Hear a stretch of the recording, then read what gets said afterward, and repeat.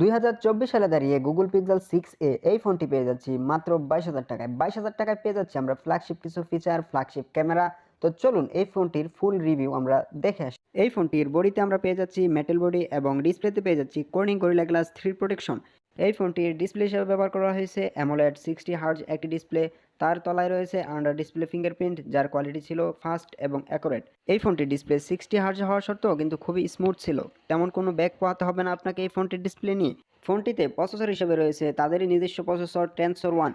এই প্রসেসরটি আপনারা অনেকেই জানেন, খুবই ক্যাপেবল, ডে টু লাইফ ইউজে খুবই সুন্দর ইউজ করতে পারবেন। যারা গেমার আছেন তারা অবশ্যই গেমিং করতে পারবেন, কিন্তু এত হাই লেভেলের গেমিং এটা দিয়ে সম্ভব না। এটা দিয়ে টুকিটাকি গেম আপনারা অনায়াসে খেলে নিতে পারবেন। পিক্সেল কিন্তু অন্যান্য জায়গায় পিছিয়ে থাকলেও তারা তাদের ক্যামেরাতে বেস্ট কিছু দেওয়ার চেষ্টা করে। এই ফোনটি তো আমরা তেমন কিছুই পেয়ে যাচ্ছি। এই ফোনটির রিয়ারে ব্যবহার করা হয়েছে ডুয়েল ক্যামেরা সেটআপ, যার মধ্যে পেয়ে যাচ্ছি প্রাইমারি লেন্স হিসাবে 12 মেগাপিক্সেল, আলট্রা হোয়াইট